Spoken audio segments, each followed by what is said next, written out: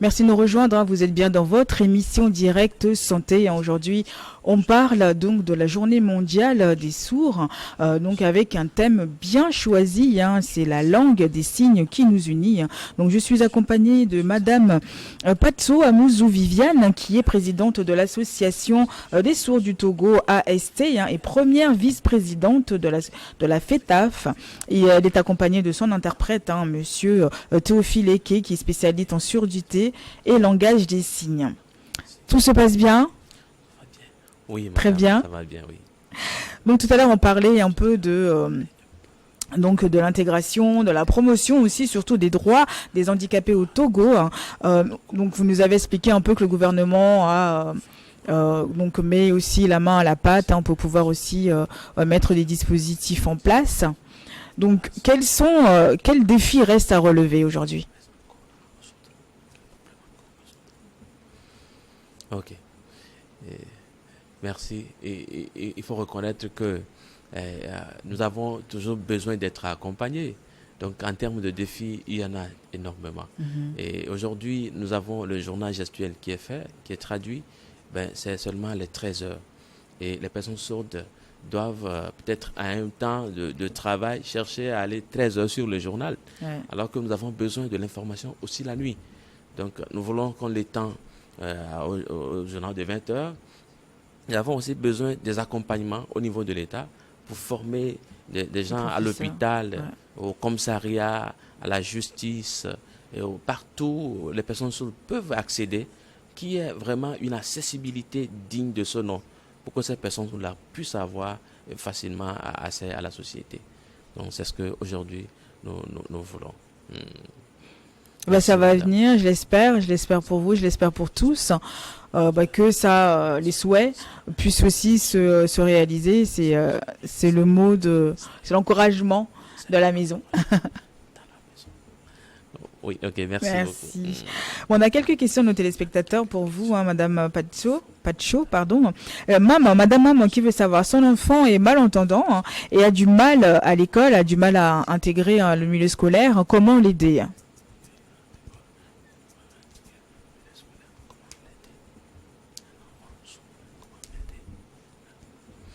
Ok, ok, c'est important de dire à ces parents-là d'amener l'enfant à l'école des sourds, à l'école EFATA. C'est important. Parce que l'enfant a aussi droit d'aller à l'école. L'enfant aussi a un avenir que peut-être nous ne connaissons pas. Donc c'est important d'amener l'enfant à l'école EFATA. L'école EFATA est à Djidjoli. Ah, Djidjoli. Oui. Donc, et ils prennent de quel âge à quel âge à peu près?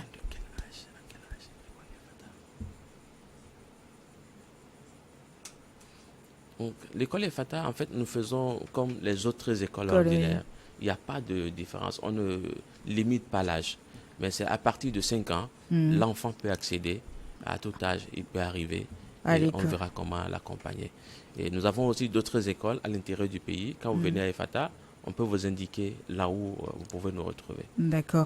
Monsieur Kokou qui veut savoir, est-ce que la surdité se guérit?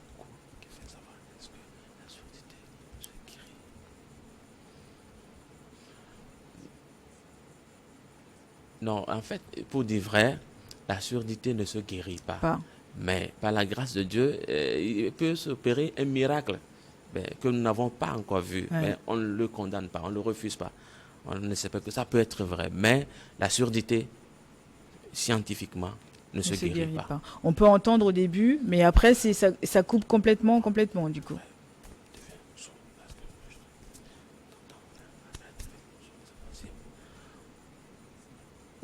Oui, Ouais. on peut aussi entendre aujourd'hui, comme nous qui sommes en train d'entendre aujourd'hui, mais d'un coup, on peut devenir une personne sourde.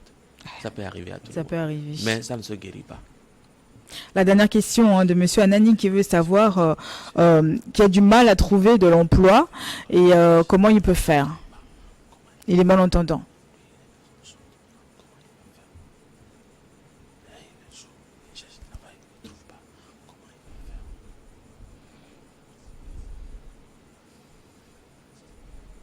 Ok, et nous, ce que nous pouvons lui demander, c'est de nous approcher avec l'association. Il amène son CV et là où peut-être lui-même il estime demander de l'emploi, il précise ces lieux, nous allons lui faire des recommandations ou l'accompagner pour un suivi et voir ce que ça va donner. Ça nous permettra de sensibiliser le milieu où il désire aller. Mais une personne qui entendait, hein, qui à un moment donné, bon, ça coupe, qui devient malentendant, devient un peu dépressif, non? Comme, mentalement parlant, ça suit pas. Oui, évidemment. Oui, c'est vraiment ce qui se passe souvent.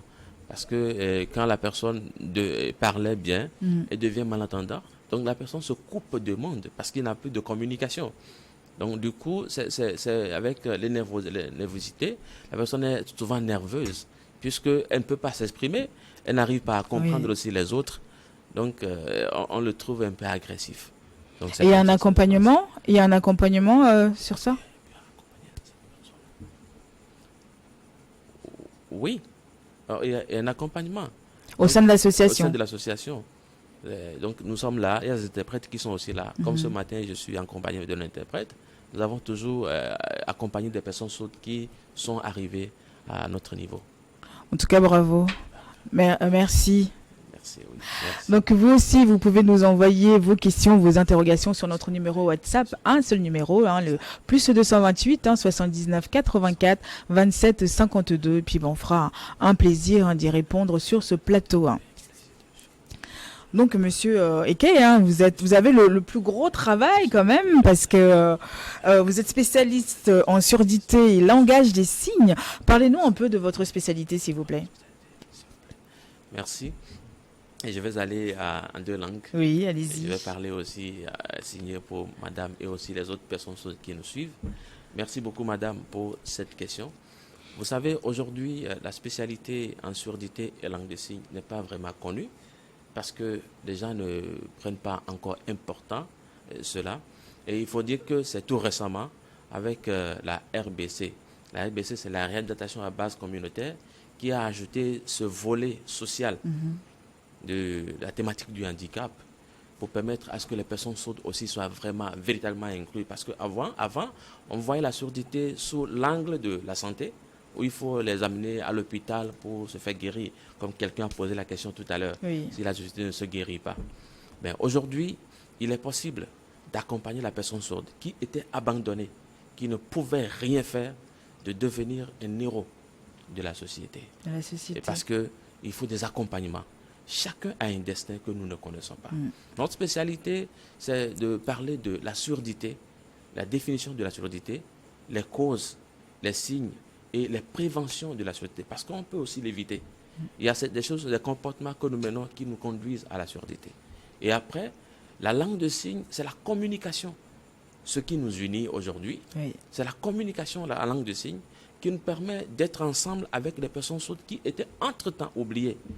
Donc, je suis spécialiste en surdité et langue de signes. J'enseigne les causes et tout concernant la surdité. J'enseigne aussi la langue de signes qui nous permet de communiquer avec ces personnes sourdes et malentendantes. Pourquoi ce choix, en fait? Ce choix, parce que, bon, vous savez, moi, depuis l'enfance, j'aime faire des choses que des gens ne s'intéressent pas. Ouais. Et un jour, je me suis rappelé, j'ai vu quelque chose qu'on a écrit, que pour être irremplaçable, il faut être différent. J'ai dit, donc il faut que je fasse un effort pour être différent. Et j'ai commencé, ça n'a pas été facile, parce que je n'avais pas pratiquement quelqu'un qui l'avait déjà fait, expérimenté dans le pays, qui peut m'orienter et me dire, voilà, tiens Théo, passe ici, fais ceci, fais cela. Donc j'ai imaginé des choses, et je remercie aussi les enseignants de l'école EFATA, qui m'ont aidé, et beaucoup des autres pays de l'extérieur qui m'ont donné des conseils, des idées pour me permettre de continuer jusqu'à là où nous sommes arrivés aujourd'hui. En tout cas, bravo. Merci. Alors, merci, madame. Et Madame Pacho, en tant que présidente de l'Association des sourds, quel message souhaitez-vous faire passer à la population, mais également aux autres malentendants? Merci, madame. Donc, par rapport d'abord le message à la population, c'est le moment d'encourager tous ceux qui nous suivent maintenant, tous ceux qui nous regardent maintenant, et leur supplier de changer leur regard à notre égard. de changer de mentalité à notre égard. Parce que parfois, il y a des préjugés, des gens nous sous-estiment. Ils pensent que nous ne pouvons pas, alors que Dieu a mis en nous des potentialités que des gens n'ont pas encore reconnues. Donc nous invitons la population à adhérer à notre politique, celui d'aller encore plus loin en étant unis avec la langue de signes. Et c'est l'occasion pour les personnes sourdes aussi de leur dire d'être disponibles, d'être prêts pour qu'ensemble nous puissions aller pour apporter ce que nous devons apporter. Merci, madame. Bravo. En tout cas, merci beaucoup. C'est un plaisir pour nous de vous avoir reçu sur ce plateau.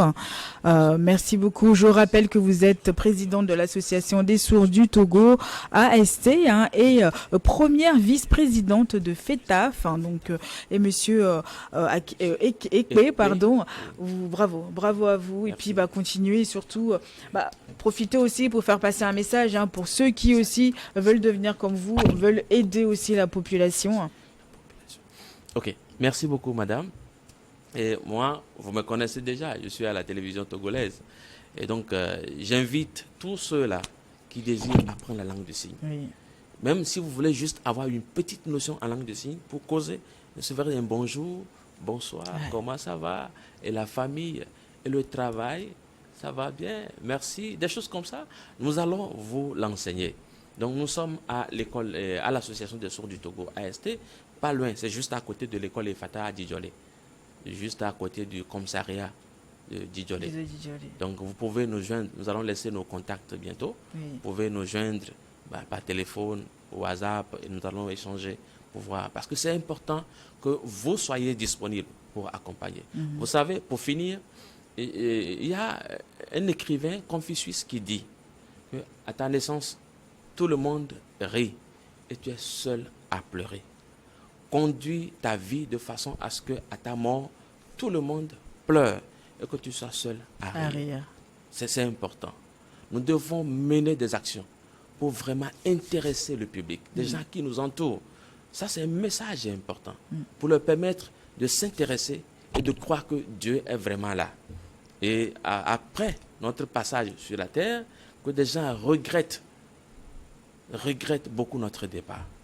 Donc, merci à tous ceux qui nous ont suivis ce matin et je les invite à faire comme moi, que nous puissions accompagner ce groupe possible.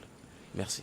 Merci surtout à vous. On va laisser le numéro, allez-y. Oui, vous pouvez nous appeler sur le 90 13 41 08.